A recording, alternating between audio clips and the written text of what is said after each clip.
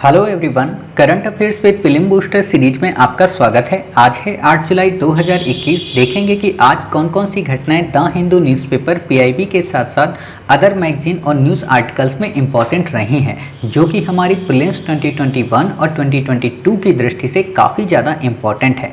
तो चलिए शुरू करते हैं। जैसा कि आप देख रहे हैं, आज है हमारा 8 जुलाई 2021। आज हम देखेंगे कौन कौन सी घटनाएं द हिंदू न्यूज़पेपर पीआईबी और करंट अफेयर्स की अदर मैगजीन के साथ साथ इंपॉर्टेंट रही हैं।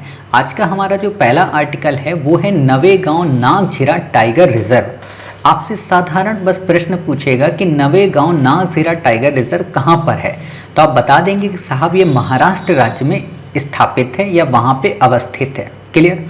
इम्पोर्टेंट क्यों है, चर्चा में क्यों आया? क्योंकि यहाँ पर ब्लैक पैंथर की एक प्रजाति पाई गई है या एक स्पीसीज पाई गई है। इम्पोर्टेंट अब आपको ये भी नहीं याद रखना है कि ब्लैक पैंथर कैसा था, उसकी हाइट क्या थी, उसकी लेंथ क्या थी, कुछ नहीं याद रखना है। एक ही बात आपको याद रखनी है कि IUCN में इसका क्या स्टेटस है। तो आपको पता होना चाहिए कि IUCN में इसका स्टेटस वनरेबल है। क्लियर? या कहें सुभेद्य है। ठीक है, इससे ज़्यादा आपको यहाँ पे कुछ नहीं याद रखना है। अब एक बात बताइए, आपने लास्ट डेज एक आर्टिकल पढ़ा था, उसमें आपने एक और स्पीसीज पढ़ी थी जो कि IUCN में वनरेबल थी या कहें सुभेद्य थी। उसका क्या नाम था बताइए? नाम आपको याद है ना? Valmiki tiger reserve. आपको याद है ना? वहाँ पे क्या पाया गया था? King cobra. ठीक है, तो यही आपको याद रखना है, किंग कोबरा भी IUCN में वनरेबल था। अब इम्पोर्टेंट क्वेश्चन आपसे एक और पूछा जा सकता है कि अन्य जो टाइगर रिजर्व हैं जो चर्चा में हैं वो कौन कौन से हैं। ठीक है, तो अन्य टाइगर रिजर्व हम देख सकते हैं। तडोबा अंधेरी टाइगर रिजर्व आपसे पूछा जा सकता है कहाँ पे है, तो महाराष्ट्र में है। अब आपको एक बात बताएं, आपसे एक बार क्वेश्चन पूछा गया था तडोबा को लेकर। ठीक है, तो ये कहाँ का है? ठीक है, तो तडोबा महाराष्ट्र का है, क्योंकि आपने पढ़ा होगा विट्ठल देव या कहें भक्ति मूवमेंट के जितने भी महाराष्ट्र के संत हैं, तुकाराम, ठीक है, या रामदास, ये सब के सब इसी तडोबा यात्रा एक होती है यहाँ पे जो कि महाराष्ट्र की है, और एक यात्रा होती है जो उड़ीसा की है। ठीक है, तो ये महाराष्ट्र के तडोबा अंधेरी पे क्वेश्चन आया था। तो अगर आपको यही पता होता कि हाँ ये महाराष्ट्र में है तो आप क्वेश्चन सॉल्व कर लेते हैं। ठीक है, खैर कोई बात नहीं। दूसरा है हमारा कान्हा एवं पेंच टाइगर रिजर्व। आपसे सिंपल सा क्वेश्चन पूछा जा सकता है कि कान्हा व पेंच टाइगर रिजर्व कहाँ पर है। ठीक है, तो आप बता देंगे मध्य प्रदेश में है। तीसरा आपसे जो क्वेश्चन पूछा जाएगा वो ये कि इंद्रावती टाइगर रिजर्व कहाँ पे है। आप कहेंगे छत्तीसगढ़ राज्य में। ऑलरेडी आपको पता होना चाहिए छत्तीसगढ़ से रिलेटेड जितने भी टाइगर रिजर्व हैं उनकी हमने आपको एक पैड प्रोवाइड कराया था, प्रीलिम पैड है ना, तो उसमें आपने अचनकमार, इदांती, सितांदी, इन सारी चीज़ों को पढ़ा था। ठीक है, तो वही चीज़ें काम आती हैं। तेलंगाना में है कावल टाइगर रिजर्व, काफ़ी इंपॉर्टेंट है, ये ज़्यादा हाईलाइट रहा है, तो आपसे क्वेश्चन पूछा जा सकता है कि क्या कावल टाइगर रिजर्व जो है वो अरुणाचल में है, तो नहीं, ये तेलंगाना राज्य में है। नागार्जुन सागर है आंध्र प्रदेश में। अभी आपने एक दिन और पढ़ा था श्रीशैलम बता दीजिए ये किस रिवर पर है? कृष्णा रिवर पर। कहाँ पर है? आंध्र प्रदेश में। पहाड़ियाँ कौन सी हैं? नल्लामाला।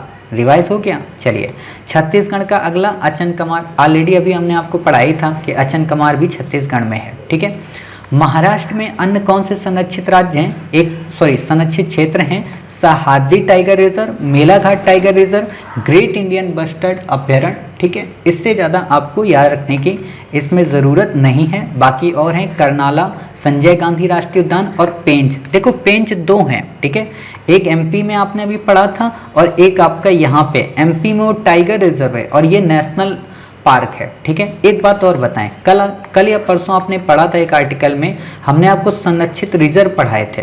ठीक है, संरक्षित रिजर्व किससे डिक्लेयर किया जाता है आपको पता होना चाहिए। अभी हमने आपको बताया था क्या कि ये 1972 का जो इन्वायरमेंट का एक्ट है उसे संशोधित किया गया था 2002 में, तो उस आधार पर इसे गठित किया गया था, ना कि 1986 पे। 1986 पे किसे गठित किया गया है आपको अच्छे से पता है, केंद्रीय प्रदूषण नियंत्रण बोर्ड। ये चीज़ें रिवाइज होती हैं, इसीलिए हम आपको इतनी बार रिवाइज करा देंगे ना कि सपने में भी आपको याद आएगा। ठीक है, चलिए कोई बात नहीं। आगे है हमारा अगला article grand Ethiopian Renaissance dam. Ethiopian से नाम से ही समझ में आ रहा, पक्का ये अफ्रीका में ही होगा। तो सिंपल सी बात है, इथोपिया द्वारा ब्लू नील नदी पर बनाया जा रहा है। वास्तव में आपने एक नाम तो सुना होगा नील नदी, बट ब्लू नील नदी क्या है? वास्तव में ये नील नदी की एक ट्रिब्यूटरी है। ठीक है, ये जो डैम है ये इथोपिया व मिस्र के मध्य एक विवाद को लेकर जन्म ले चुका है। तो हम खैर इस चीज़ को पढ़ेंगे, लेकिन इससे पहले 2-3 चीज़ें हम आपको और बता दें, फिर आपको 3D मैप भी दिखाएंगे। पहला क्या है इसमें कि जो नील नदी है वो बुरुंडी से निकलकर भूमध्य सागर में गिरती है। दूसरी बात कि विक्टोरिया झील को कभी कभी इस नील नदी का स्रोत माना जाता है, हालांकि विक्टोरिया झील पे अभी कंफर्म नहीं है, बुरुंडी ही कंफर्म है।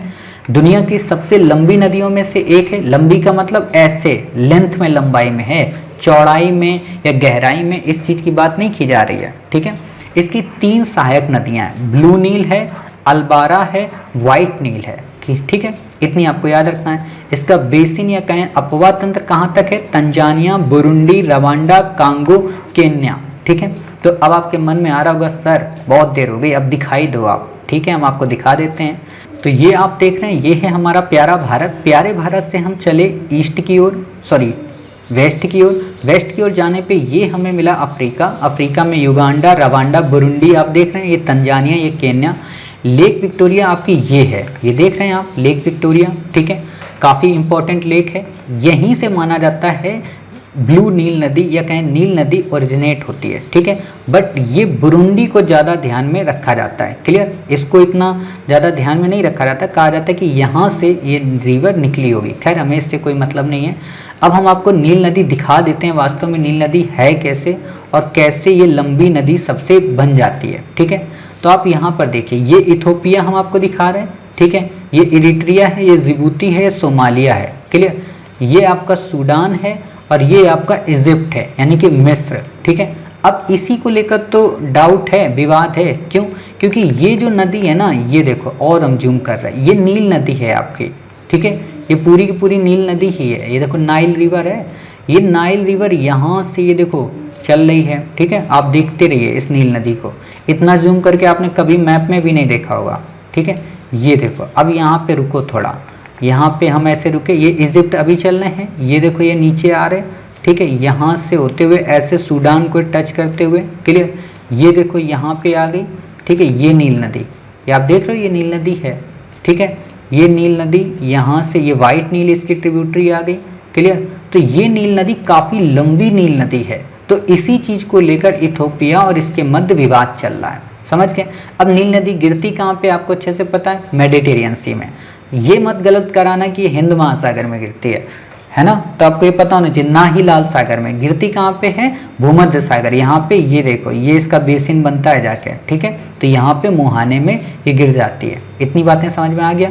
चलिए, इतनी बातें समझ में आने के बाद कई देश आपको दिखाने थे, युगांडा, केन्या, तंजानिया, ठीक है। अब यहाँ पे आपको एक और बात बताएं, यहाँ पे एक माउंटेन है, ठीक है, जो कि माउंटेन काफ़ी ज़्यादा फेमस है और बहुत ही अच्छा माउंटेन है। क्या माउंटेन है? माउंट किलिमंजारो, ठीक है। आपको हम ये दिखाते हैं, ये देखो माउंटेन किलिमंजारो, ये है माउंटेन। आप में से अधिकांश बच्चों ने देखा भी होगा, देखो कितना फेमस है। 3D में हम आपको थोड़ा दिखाते हैं, ये देखिए, ठीक है, ये माउंटेन किलिमंजारो है। मन हो तो कभी घूम कर आना, ठीक है, टहल कर आना, क्या करना है, घर पे बैठे बैठे थक ही गए होगे, ठीक है। चलो आगे देखते हैं। तो इतनी बातें आप समझ गए। चलिए, अगला है हमारा मलेरिया, काफ़ी ज़्यादा चर्चा में है इस समय, गर्मी भी चल रही, बरसात भी है, तो इसलिए इम्पोर्टेंट है। WHO ने चाइना को मलेरिया मुक्त घोषित कर दिया। आपसे क्वेश्चन पूछेगा कि क्या इंडिया मलेरिया मुक्त है, तो नो, इंडिया भी मलेरिया मुक्त नहीं है। विश्व स्तर पर 40 देश और हैं जो मलेरिया मुक्त हो चुके हैं। यानी कि सिंपल सी बात है, अगर आपसे क्वेश्चन पूछे कि चाइना पहला ऐसा देश है, तो नहीं, 40 और देश हैं, ठीक है। भारत में हालांकि केसेस में कमी देखने को मिली है, लेकिन अभी भारत जो है वो मलेरिया मुक्त नहीं है। क्या भारत पोलियो मुक्त है? तो हाँ, भारत पोलियो मुक्त कंट्री है, ठीक है। आखिरकार चाइना ने कैसे इस मुक्ति से काम किया? तो चाइना की कई रणनीति थी, जैसे 523 प्रोजेक्ट। 523 प्रोजेक्ट क्या था? इसमें आर्टिमिसिन नाम की जो दवा थी रोधी, उस दवा की खोज की गई थी, यानी कि उसको प्रयोगशाला में बनाया गया था, ठीक है।